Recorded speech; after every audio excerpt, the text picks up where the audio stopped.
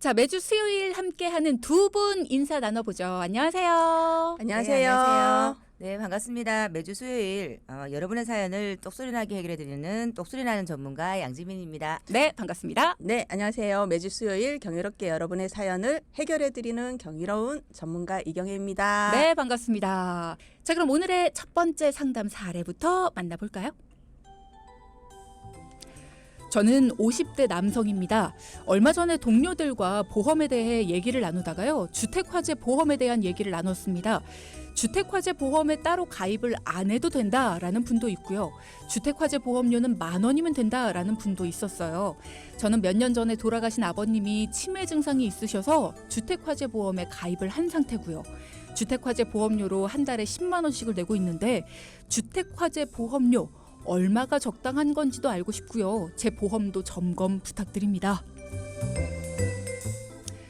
자, 오늘은 시작을 하자마자 문제와 연관된 게 툭 하고 나와버렸습니다.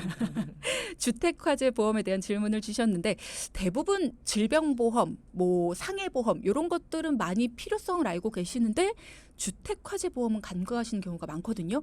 주택화재 보험이 필요합니까? 두 분? 네, 필요합니다. 요즘엔 또 날씨가 점점 추워지고 건조해지면서 화재나 전기 사고가 많이 발생하고 있잖아요. 그죠? 아무리 조심한다고 하더라도 안전사고는 언제 발생할지 모르는 일이잖아요. 예를 들어 볼게요. 옆집에서 불이 났는데 그 불이 우리 집까지 옮겨 붙어서 우리 집에도 피해를 발생할 수 있잖아요. 그죠? 그렇죠. 꼭 불이 번지지 않더라도 연기, 그름 뭐 이런 맞아요. 것들. 네. 만약 원인을 제공한 옆집이 화재보험을 가입을 안 했다면 그래서 보상받을 길이 막막하다면 생각만 해도 난감하고 많이 당황스럽겠죠. 그러면 어떻게 되는 거예요? 만약에 옆집이 화재보험에 가입을 안 했다. 네. 만약 그런 경우에 다행히 내가 화재보험에 가입이 되어 있다면 그 화재보험으로 그 보험회사로부터 그 화재로 인한 손해에 해당하는 그 보험금을 받을 수가 있습니다. 그런데 보험회사는 그런 경우 그 화재 사고를 일으킨 그 옆집에게 그 보험금에 해당하는 구상권을 청구를 다시 하게 됩니다. 그럼 옆집은 그냥 생돈을 내야 되는 거네요. 그렇죠. 네. 그럼 만약에 나 역시 가입이 안 돼 있다. 옆집도 안 돼 있고 나도 안 돼 있다. 그럼 어떻게 해요? 정말 큰일 날 일이죠. 그러니까 그냥 돈으로 다 네. 처리해야 되는 거구나. 네, 이런 일이 없도록 우리가 주택화재 보험에 가입하시라고 그치. 미리 대비하시라고 저희가 안내드리고 있습니다. 그럼 만약에요. 제가 우리 집에 나, 엄마, 아빠, 오빠 이렇게 넷이 살아요. 그러면 누가 가입하는 거예요? 넷 중에서? 넷 중에서 한 분만 가입하시면 돼요. 아무나? 네. 뭐 명의자 네. 뭐 아니고 상관없이? 네네네. 아하, 그렇구나. 그 주택화재 보험은 집을 소유한 사람뿐만 아니라 임차인도 가입해야 하는 보험이고요.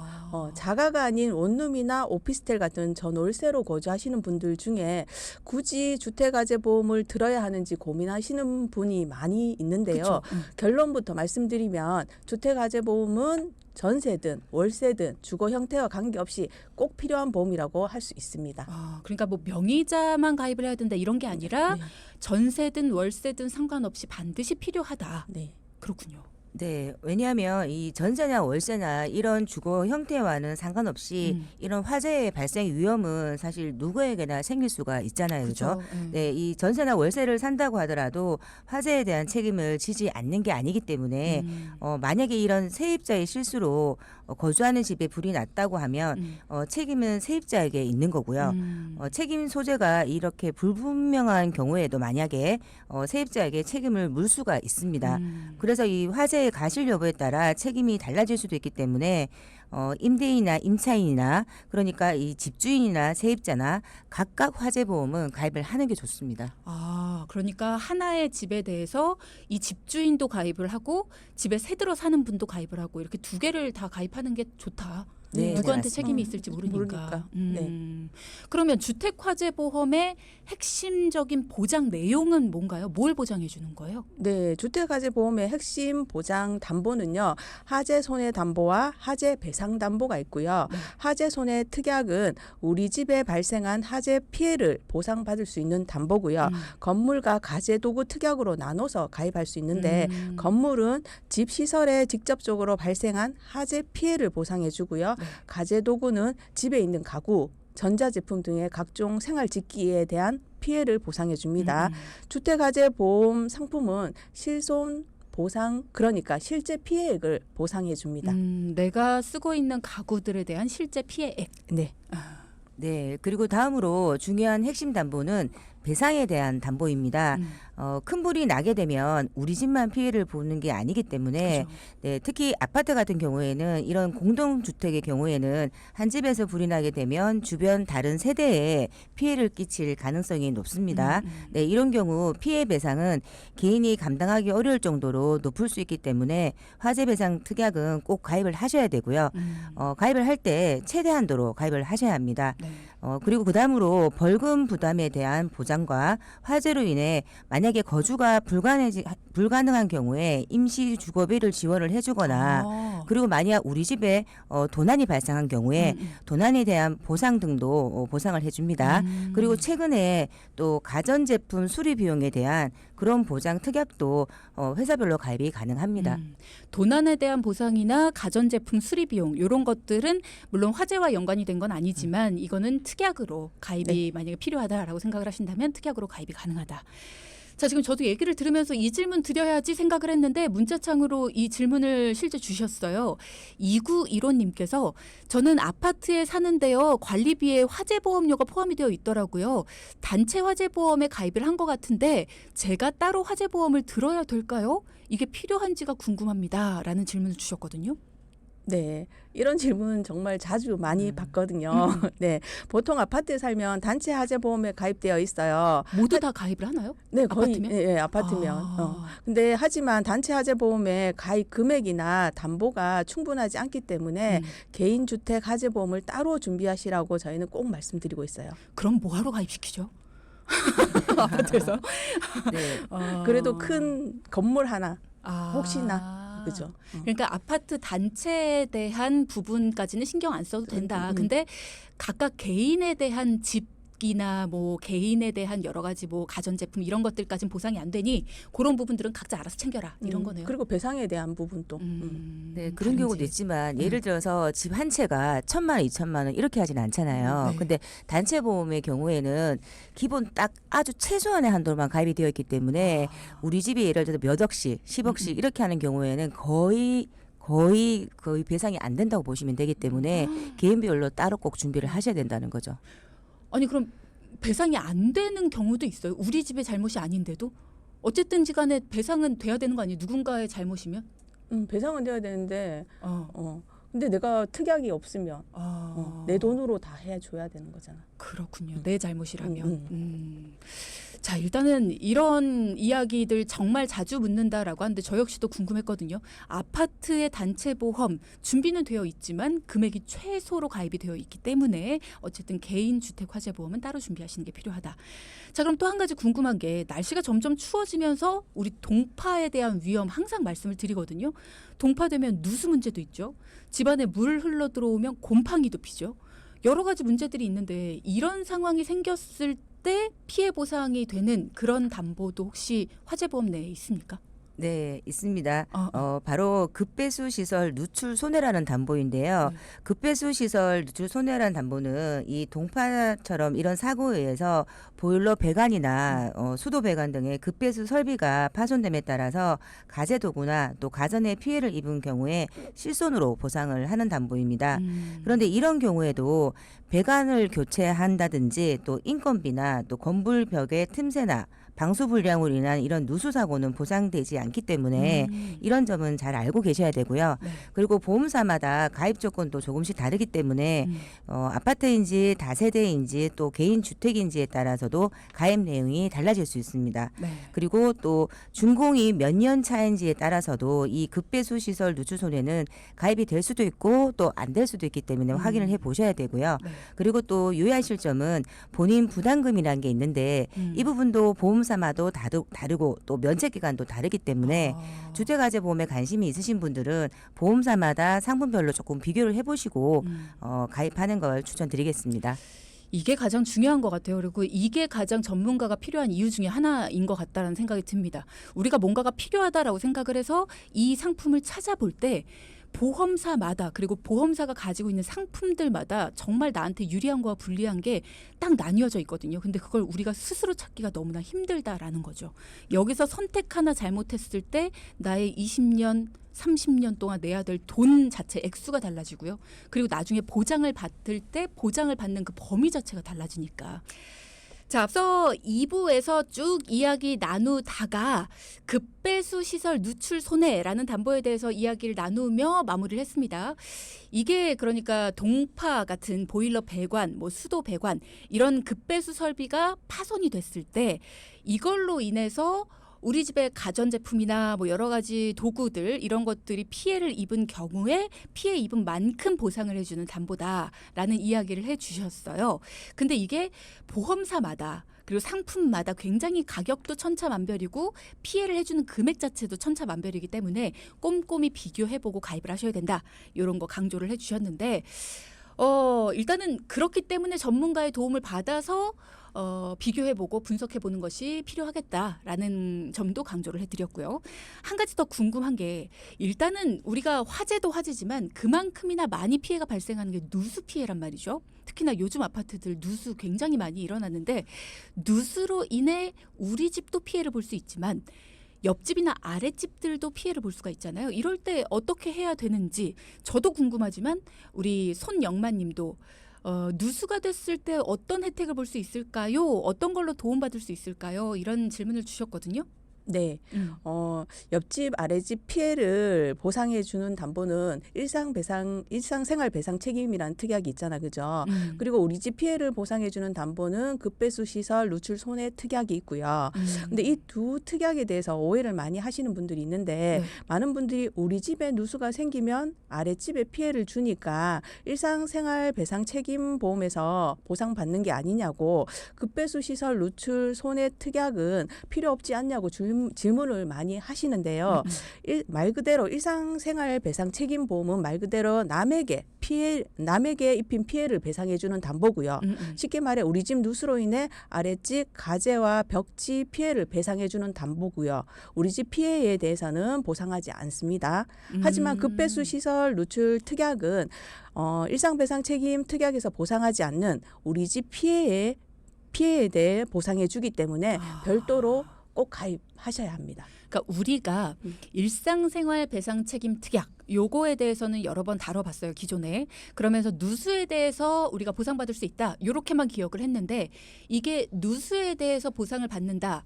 우리 집의 누수에 대해 보상받는 게 아니라 우리 집의 누수로 인해 다른 집에 영향을 끼쳤을 때 다른 집을 보상해 주는 데 있어서 우리가 피해 보상을 해줄 수 있다라는 거고 우리 집에 누수가 됐을 때는 이 일상생활 배상 책임 특약으로 되는 게 아니라 아니고, 네. 방금 말씀 주셨던 이 뭐죠? 급배수 누출 네. 특약 요걸로 되기 때문에 별도로 가입이 필요하다라는 네. 말씀이시네요. 이거는 화재 보험에만 있는 거예요? 네, 화재보험 특약에 있습니다. 다른 일반 보험에는 없는 거군요. 네. 왜냐하면 일상생활 배상 책임 특약은 여기저기 다 있잖아요. 건강보험에도 있고 있는데요. 근데 급배수 누출 특약은 화재보험에만 있다라는 거 여러분 기억을 해두시면 되겠습니다. 자, 그러면 내가 우리 집에 누수가 발생했는데 이거 뭐 벽지도 갈아야 되고 한번 싹 다 파이프도 봐야 되고 하는데 그럼 내가 우리 집에 이 급배수 누출 특약이 있는지 없는지 좀 확인하고 싶은데 하시는 분들 우리 집 화재보험 한번 점검을 해 보시기 바랍니다. 화재보험에 대해서 정확히 한 번 더 보죠. 얼마가 필요한 거예요? 화재보험 가입하는데. 앞서 우리가 소개해드렸던 이 사연 속에서는 10만 원 가입하고 계셨거든요. 지금 1352님도 저희 집도 주택화재보험으로 8만 7천 원쯤 나갑니다. 얼마 정도가 적당한 거예요? 라는 말씀 주셨거든요. 얼마 정도가 적당하냐고요? 근데 저희가 설계해 드릴 때는 주택의 이제 건물의 평수, 그리고 건물에 이제 어떤 건물을 가지고 있느냐, 뭐 아파트에 사느냐, 주택에 사느냐에 따라서 하는데 보통 저희는 10,000원 정도에 가입을 해 드리고 있어요. 그러면 양지민 전문가님, 사연자분은 왜 한 달에 10만 원씩 내고 계셨을까요? 실제로 분석을 해 보셨잖아요, 가셔서. 네, 저희가 보험 내역을 살펴보니까 이 화재보험에 필요한 이 특약의 담보는 잘 구성이 되어 있었습니다. 그런데 이 주택 화재보험을 가입을 할 때 보통 적립형과 이 소멸형의 두 가지로 보통 가입을 하시는데요. 이 적립형의 경우에는 당연히 보험료가 좀 높겠죠. 대신에 만기 시에 일정 금액을 환급을 받을 수가 있습니다.